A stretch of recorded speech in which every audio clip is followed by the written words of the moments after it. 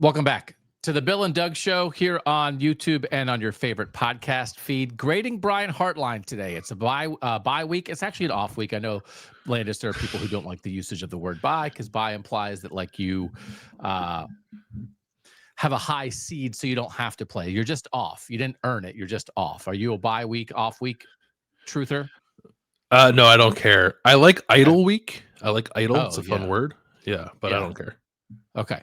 They're not playing. We did talk to defensive coordinator Matt Patricia, offensive coordinator Brian Hartline, and head coach Ryan Day on Tuesday. We will discuss all of that this week.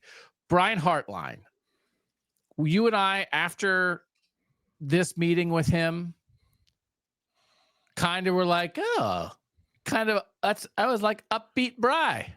Feeling good. First year play caller on the offense. It feels like he's in a good mood.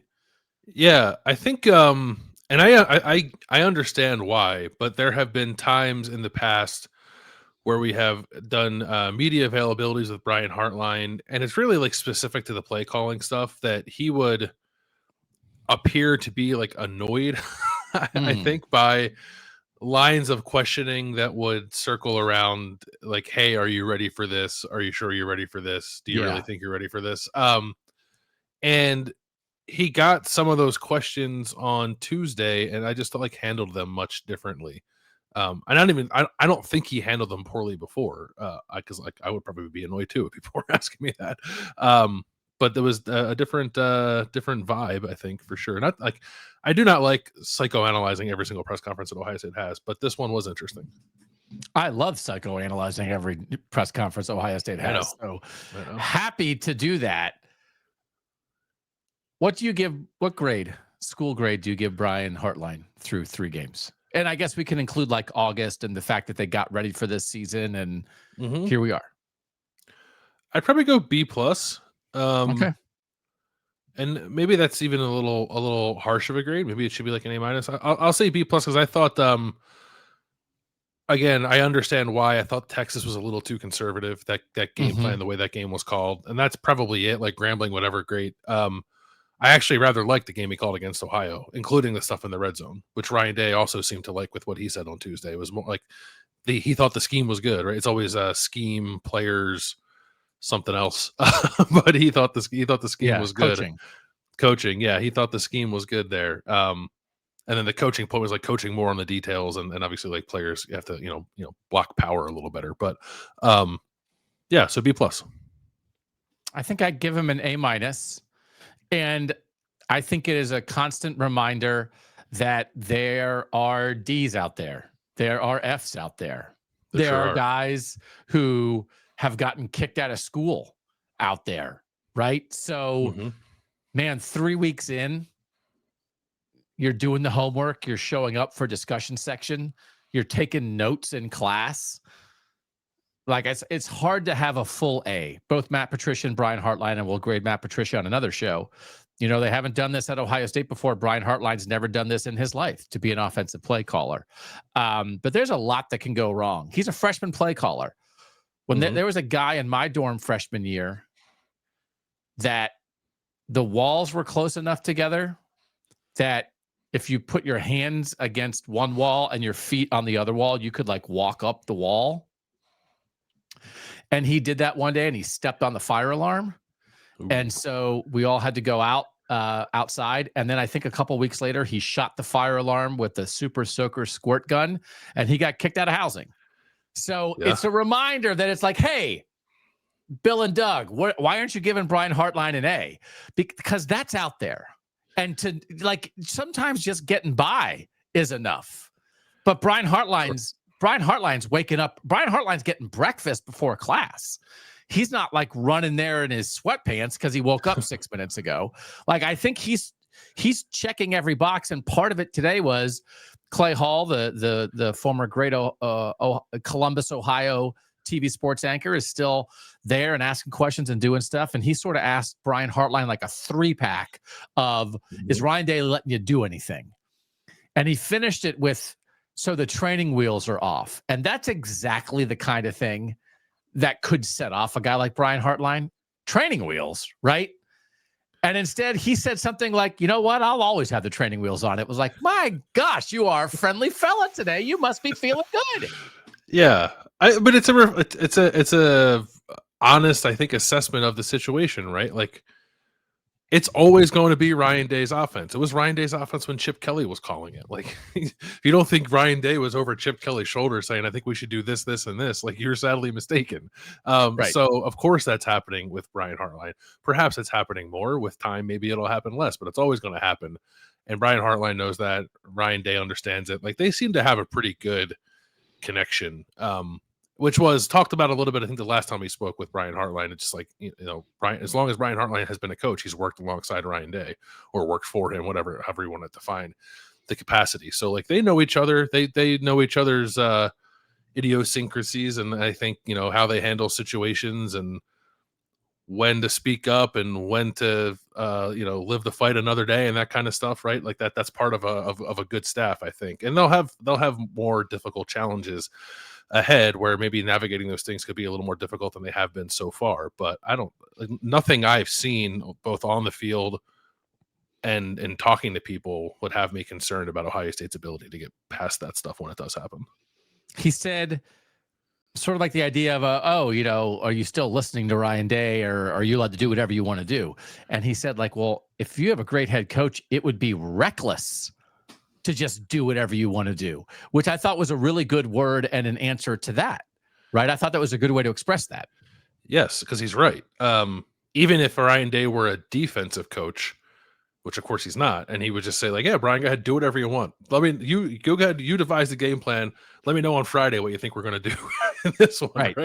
Like, nobody goes about it that way. So I guess we're parsing phrasing a little bit with some of the questions that were asked to him. But again, nothing is surprising about the dynamic between Ryan Day and Brian Hartline. And it would, frankly, I think, would be the way it is no matter who was calling the plays, regardless of their experience. So I think about this a lot with like actors and actresses, right? That when they are somebody that you have seen your whole life, that you remember them from 25 or 30 years ago when they were 35 or 40 years old, and now they're 65 or 70, right? Like, you think about even like Matt Damon's in the pickleball commercial with David Beckham, and Matt Damon has like a gray beard, right? Yeah. When I see Matt Damon, I still see how about them apples, Matt Damon, right? Yeah. That's who Will I Hunting. see. Yeah. Good. I see Will Hunting. That's who I see. And then I just think to myself, oh yeah, Will Hunting has a gray beard. Mm-hmm. But someone who is 14 years old and is just coming to the Matt Damon experience now just sees a guy with a gray beard. And they're like, who's this oldster talking about pickleball in a beer commercial? And it's like, well, that's Matt Damon. It's Will Hunting. But they don't see him that way, right? Mm-hmm. But you always retain sort of the previous younger version of that. It's like Doogie Howser. Yeah. Yeah. Right. You might see all the actually, Neil Patrick Harris looks exactly the same as he did when he was 11. I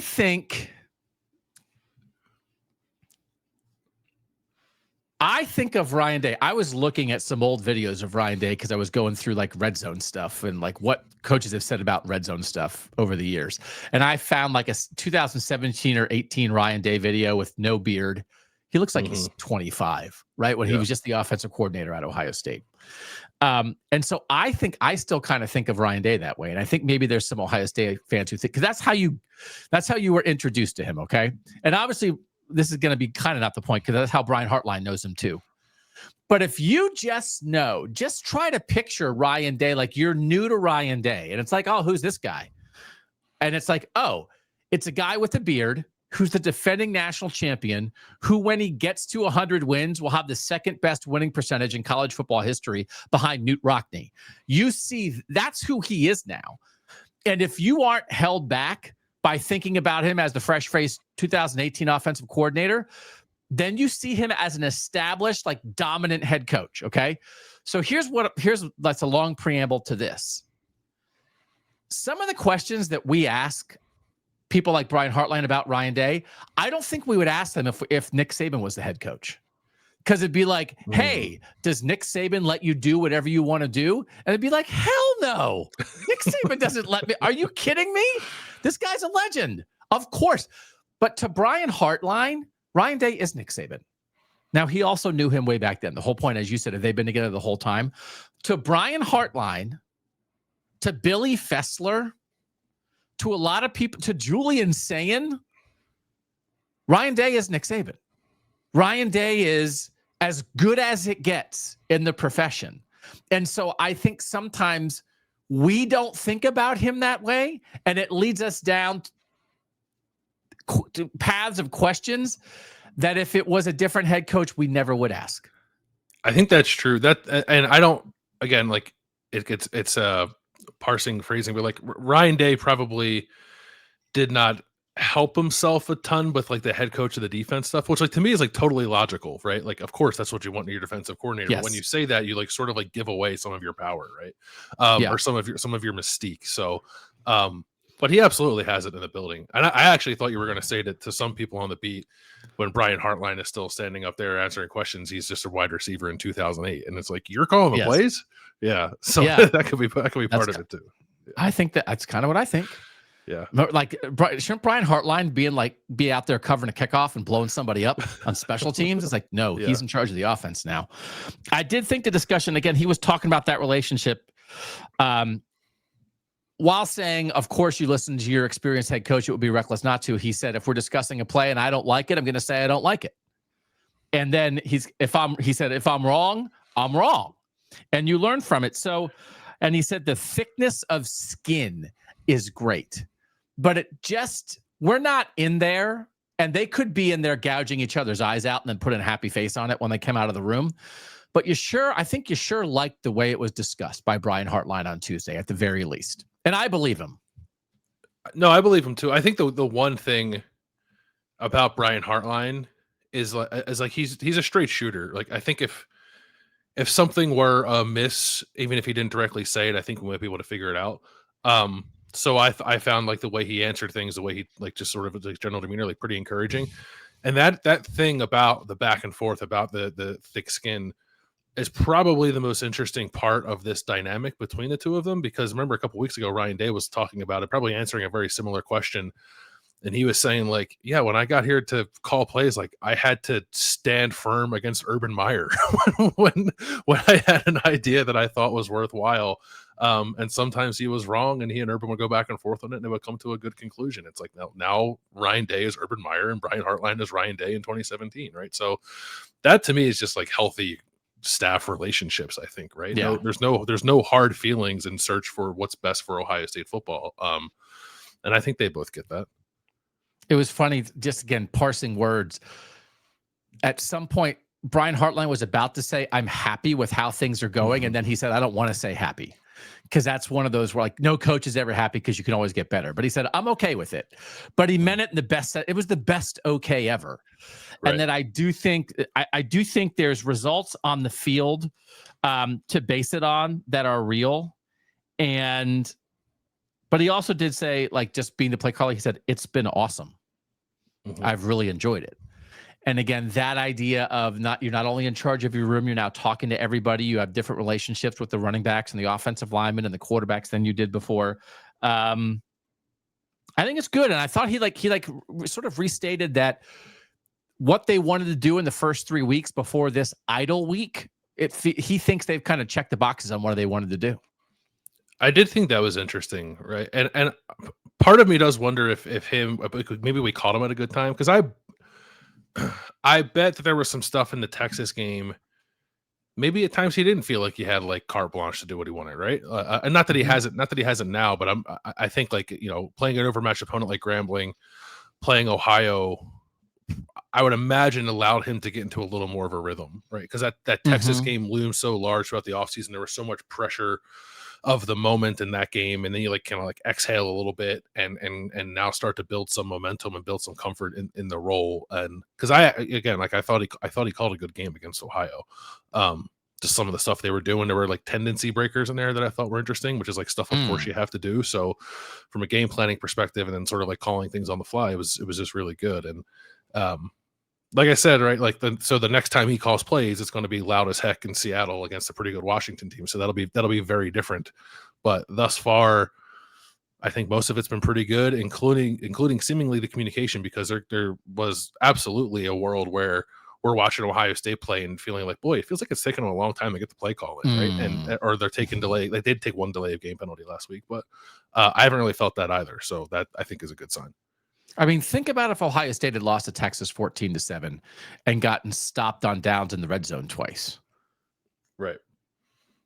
Because I thought going into that, if you had said, well, the deciding factor in the Ohio State-Texas game is going to be Steve Sarkeesian is one of the best play callers in the sport, and he is a head coach who has retained play calling, which a lot of us were like sort of begging Ryan Day to give up to allow him to become a better overall head coach.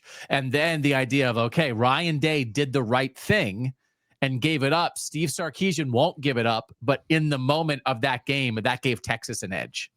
And then if we had looked at that and said, man, if a couple play calls here or there, I think Ohio State beats Texas. And that's not where we are. You could look back and say what Sark decided to do on 4th down at the goal line. And like the fact that he didn't run Arch Manning enough in the first half, like Steve Sarkeesian got out called, I think, by Brian Hartline and Ryan Day. And so that even in the process of, you think he's gotten better since Texas, I was fully prepared. And I think in the name of progress, that it would have been worth it. I was prepared for Ohio State to lose its opener because of offensive play calling. And that did not happen. It did not happen. And I don't know about you, that for me anyway, and perhaps it's just because we've had so many conversations about should Ryan Day call plays or not over the last couple of years. Like the images throughout the Texas game of Steve Sarkeesian, like crunched or whatever, I don't know what the position is, crouched down on the sideline with his head buried in his play sheet. It's just like, I don't know that that's what a head coach should be doing, man. I get it. He's a good play caller, but I think you got to have your eyes up, not be bent over on the sideline.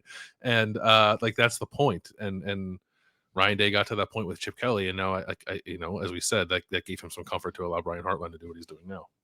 A little specificities within the Brian Hartline conversation. He said that Ohio State got where it went last year because of the run game. And Tim May had asked sort of like, hey, everyone thought you're a receiver guy, you're just going to chuck it around. And he just was very strong on, we need to be able to run the ball. I did just double check dropbacks versus called runs, taking scrambles out of that. Last year, according to PFF, Ohio State had 497 dropbacks and 494 called runs. So 50-50. This year, they have 83 dropbacks and 100 called runs. Now, to like the Grambling State blowout, right? You're not just maybe chucking around against backups, but they've called more runs than passes for the first 3 games, which is something. Well, the Texas game skews it too, because they ran so much in that game. And Grambling probably balanced it out, at least with the starters, because they didn't run the ball very much with the starters in the game. So I think they will eventually. So I think I said this coming in the year, like around 50-50, but I would still think with a slight lean toward the pass. Last year was around 50-50. Would you think that's Hartline centric or personnel centric? If personnel, Jeremiah Smith and Carnell Tate are just above where the running backs are right now. Well, that, and it's like the simple math of taking Will Howard's carries out of the offense, right? And you have to replace them somehow. And like, could some go to the running backs? Will some go to the running backs? Yes, of course. But Will had 100 and something carries last year. So like, if you turn 50 in the running back carries and 50 into 50 additional passes, then that's kind of what I had in mind. So you think close to 50-50 pass lean, and CJ Stroud's second year, they're more like 55-45 pass, right? So I mean, they'll range, I think, either way. I've looked this up a lot over the years. Yeah, I think they've only actually been higher than 50% pass twice. Kyle McCord year, and I think CJ's first year. Okay. Yeah. So, but they don't. Yeah, they're usually between 55-45 one way and 55-45 the other way, but often around like 50-50, 52-48. Kind of thing. Yeah. So like right now they're 55% run, which is actually a little higher than they were last year. But against Ohio, they were 48% run. So like that's Okay. 52-48 to the pass is probably something about what I had in mind. You think that's where it settles, probably? Yeah. Okay, in a typical game. The other thing that I thought was interesting, I mean, so he's espousing balance, and then he was talking about play action, the idea that, you know, if you can't run the ball, it's hard to work play action. He said, Which is I'm a a big, myth. which is a myth. I wasn't going to say it because I didn't want to get into play action. I mean, every football nerd in the world will tell you that whether you can run the ball or not, if you fake a handoff to the running back, the linebackers are going to freeze and the safeties are going to take one step toward the line, even if you haven't run the ball in a month. It's human nature. You cannot stop yourself. But anyway, he said, I'm a big fan of the art of selling something you're not doing, which I think I'm in favor of generally in life. But that was a cool thing for an offensive coordinator to say. It was a pretty good quote. Yeah. And like the smirk he had on his face as he said it too, it was a little maniacal, I thought. But it is a huge part of what to do. I actually, did you look up their play action percentage? I haven't looked that up yet. I didn't. I looked up one thing. I looked up the drop back thing. I can look it up now. Because I do think sometimes, I mean, play action can be a crutch for certain quarterbacks. Yeah. I actually, I mean, I've looked up different play action things with different teams enough over the years. If there's a quarterback, if I'm trying to compare quarterbacks and there's one who a third of his snaps of his passes are play action and another one who's 5% of his snaps are play action, I think higher of the guy who's not using play action as much. Even if it's smart coaching, I think it's too helpful. Which is why coaches should do it. But then I think like, well, man, you run play action, it's magic. So Julian saying at the moment is at 43% of his dropbacks include play action. Now that's got to be, that has to be high compared to Ohio State past years, right? So it's a little higher than Will Howard. No, there's no way CJ was at 43. Let me see. Will Howard last year was 38.2. CJ Stroud in 2022, it was 37.6. But the problem is like, there's play action and then there's like actual play action. Right.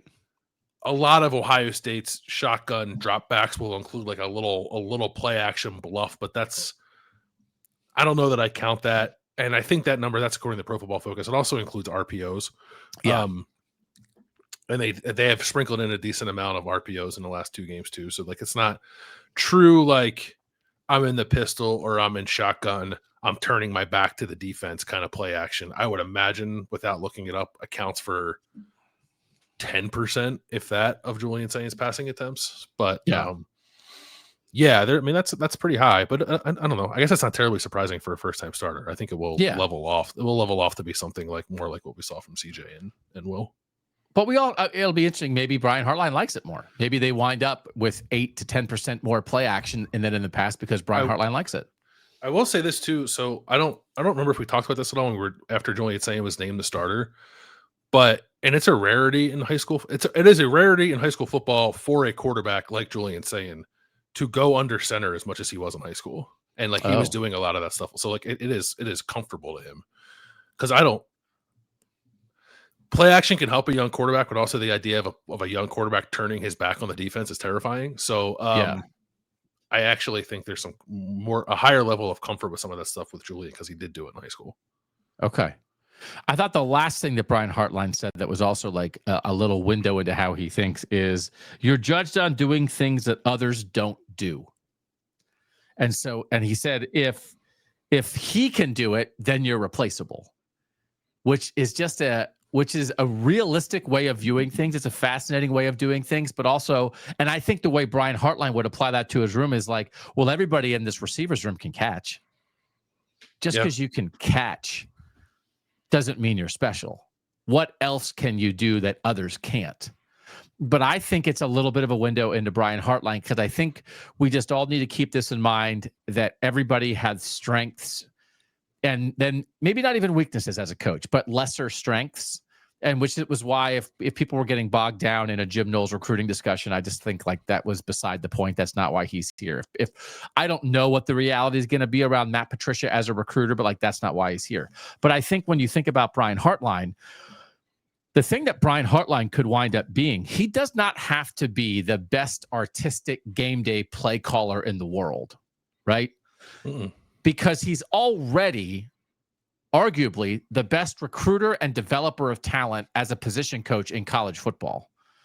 So now if he's also a play caller, he could make himself among the most valuable offensive coordinators in the country without being the best play caller.